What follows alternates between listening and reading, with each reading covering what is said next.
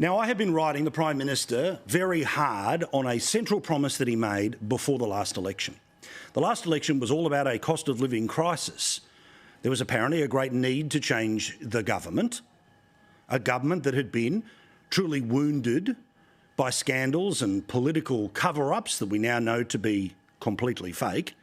But still, the Prime Minister, via his own Twitter account, it still sits up there right now, that the central promise of his new government, no asterisks, no ifs, no buts, was that a Labor government will lower the cost of living. As you know, for the rest of 22, for all of 23 and continuing now into 24, cost of living has been horrible. Continues to get worse every day, all day, every night. I can show you an example of the latest poll, the latest indices, but you know what's going on in your life. And if for whatever reason you happen to be somebody who is not feeling the pain, believe me, there are plenty that are feeling it as profoundly as any generation at the time in the past where they had financial difficulties as a result of things like recessions or per capita recessions.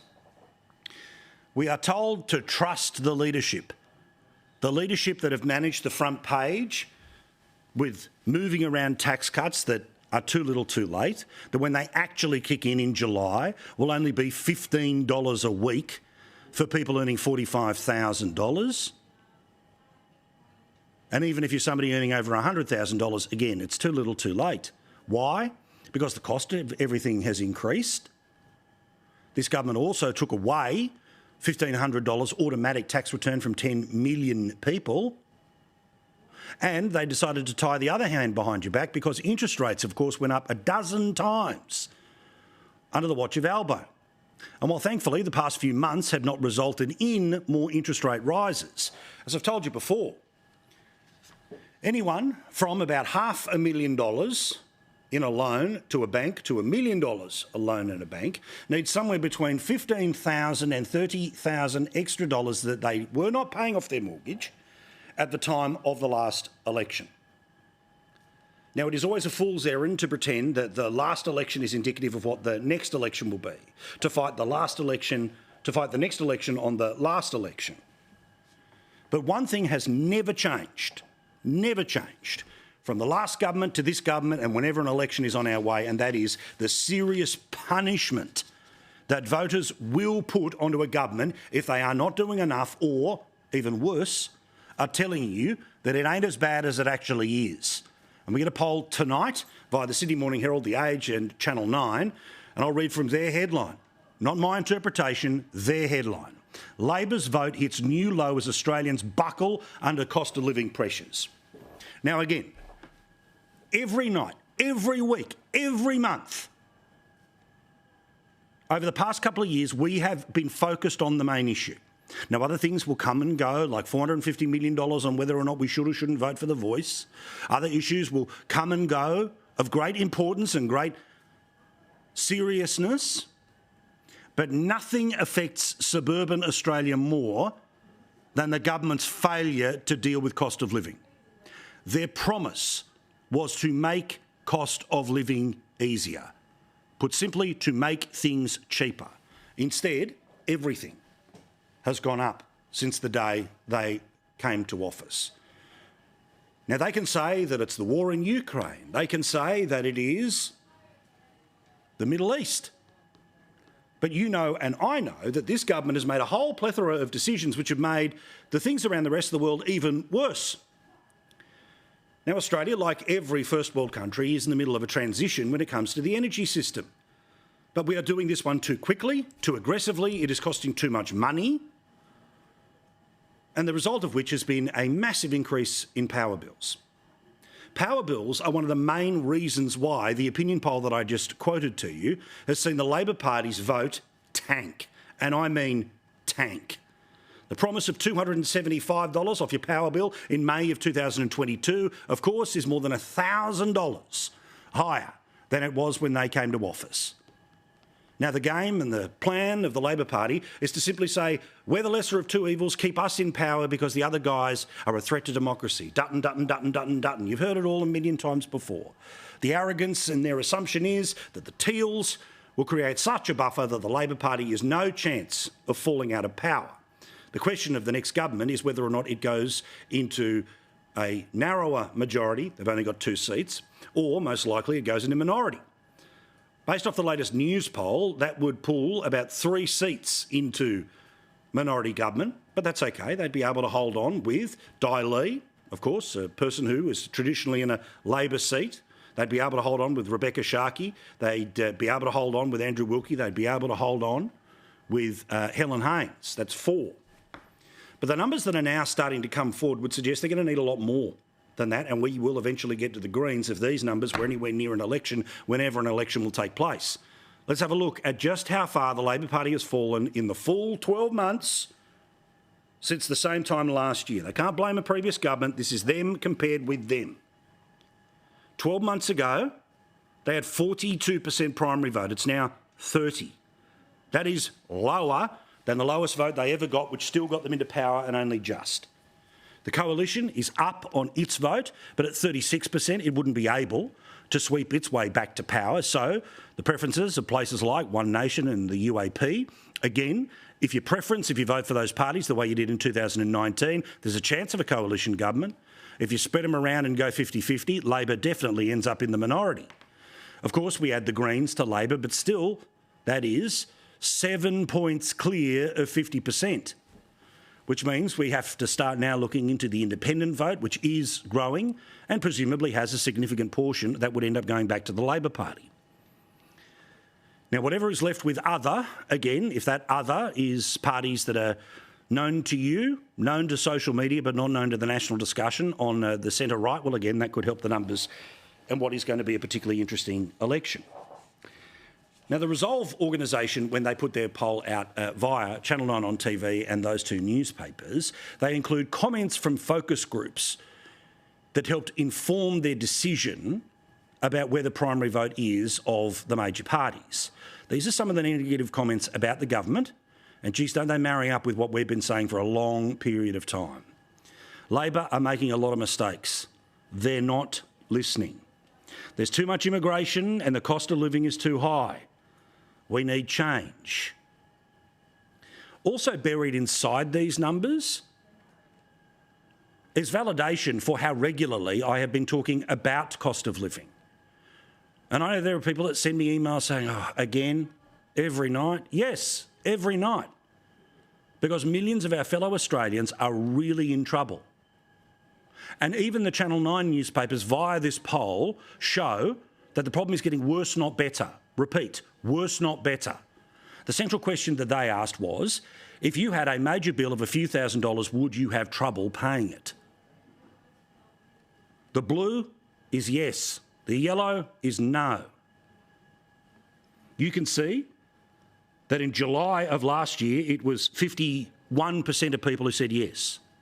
Tonight, it's 55%. The too little, too late tax cuts help politically when it came to the lead up to Dunkley, but it is not going to shape the immediate future of this government. Because while this government is getting ready for yet another surplus, yet could make decisions about everything from petrol taxes to that automatic tax return, they will not make those choices because they want to have 2 budget surpluses in a row. Aren't we amazing? We manage the economy better than anyone else. Well, of course, the people who are paying the taxes, the great workers of Australia, they've got so little left over after the basic and essential costs each and every fortnight, each and every month, that now the highest number since the question was asked in this version of economic trouble, in the left teal green loving parts of the mainstream media, it shows us 55% of people would struggle to pay a major bill because they've eaten into their savings, they've run up their credit card, and the monies that do come in each and every month has been eaten up by, among other things, mortgages. And remember, the people who say relief because they didn't increase interest rates this month, well, they're talking through their hats. Because, of course, the python has been squeezing and squeezing and squeezing, total of 13 times, 12 of them since Albo became the Prime Minister, and there's no room to move. Yes, thank you, it didn't get worse this month. But stable is not better by any question. As for the Prime Minister's performance, guess what? 45% of people now saying that his performance in recent weeks, poor to very poor. Geez, I wonder if they were feeling what we were feeling last week when it felt pretty lonely to say it, but still, when we were out there talking about the Prime Minister and his response to the events in Bondi last week. Now, I know there were several hosts who at other times mentioned things, particular shout out to Sherry Markson for her comments in the latter part of last week, and I'll get to some of this in a second. But some of the perceptions of the Prime Minister, the bloke who thinks that he's going to rule forever because, you know, he's got this special connection, he's just another politician, and he's just another politician who's BSing to you. This is just after, a couple of weeks ago, he decides to open up $1 billion for projects, among other things, like building more solar panels here, the company that will get that taxpayer money. No, it's not just some little startup that's struggling for cash. It's backed in by a billionaire and a multi-million-dollar former Prime Minister. Yet they got taxpayer money. Last week, well, we of course had to quickly move on from all of that unpleasantness and pretend that we were talking about a future made in Australia, when Australians know that we don't even make copy paper in this country anymore. Some of the comments, again, about the Prime Minister. He's trying to pursue issues that aren't important to the country. He needs to focus. Cost of living just keeps going up. He's basically done nothing. Becoming clearer each day that he supports elite causes, not the average person. Boom, boom, boom. Again, these are people speaking to left-wing pollsters in a centre-left publication. It is mirroring what you and I have known since the day they got into power. That they said a whole bunch of garbage to tick a box to get over the line. And then once they were over the line, they pull up the drawbridge, they'll pretend that they're in it for you, but your job is to just shut up and pay tax. Shut up and pay more tax. Oh, but everyone's getting a tax cut. Well, again, I repeat, for the people whose backside is right out of their strides, $15 a week. For the people who might have a little bit of cotton, let alone cushion, they're having to pay anywhere between $15,000 and $30,000 more to pay off a home loan right now under this government. And specifically what I mentioned last week, the failure of the Prime Minister to match the moment. Now, I know that he gets to mark his own homework and he'll get to say that this was an important moment and he did everything right in the past 7 days. But you and I both know that this bloke did not summon up the courage to actually confront the problems that exist in our society. He did not speak with the passion of which he speaks when a piece of legislation he wants to get through the Parliament didn't get through the Parliament. Instead, quickly reading the notes, he didn't cancel radio appearances or a campaign trail. No, we're still in the high vest talking about terrorism that had happened the night before. Christopher Daw puts this into words. He did so in the Nightly on Friday, and I agree with every syllable he says. In the wake of one of the most disconcerting, incomprehensible few days in our history, we didn't get a national figure, a Prime Minister of substance or conviction or action. We got Albo. Albanese has talked a lot since Saturday night. Now, again, Christopher's the one who did the counting. 23 interviews, in fact. Most in the first few days, mostly quick, sharp, snappy radio spots, fleeting press conferences. Lots of words, plenty of platitudes, touching base, skirting through, tapping out, moving on. He was everywhere and nowhere. They didn't cancel any of the fluffy interviews last week. I don't know, we just kept putting those appearances in. Last paragraph. Fragile as he is, Albanese will be outraged by this analysis, dismissing it by the numbers as widely unfair. He'll again miss the point. He'll be destined to repeat the same mistakes. Sadly, so for all of us. That's the point. This bloke may be at the peak of his powers, i.e. the Prime Minister of Australia, looking at the inevitability of the next election that the Teals will not be budged. And if the Teals don't get budged, then Dutton and the Libs can do whatever they want. I will end up remaining as Prime Minister. But this is the same arrogance that thought Christina Keneally could just be dropped into Western Sydney and they'll do what they're told. They didn't. They voted for Dai Lee.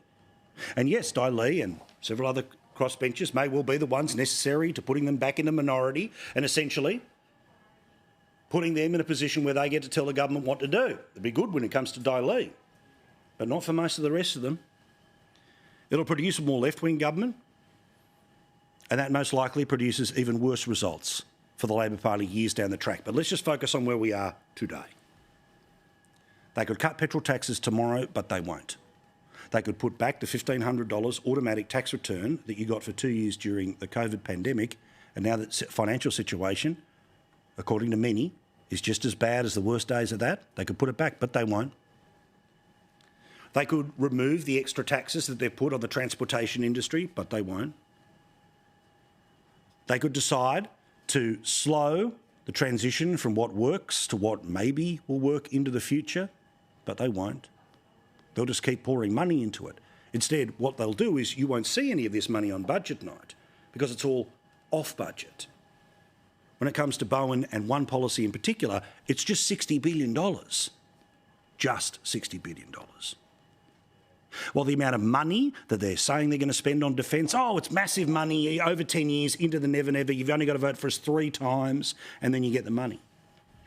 Reality is, the share of the budget that will be about defence, a little up, a little down. Welfare continues to grow. Who pays for it? You, the worker. Oh, we've given everyone a tax cut. I repeat for the 3rd time.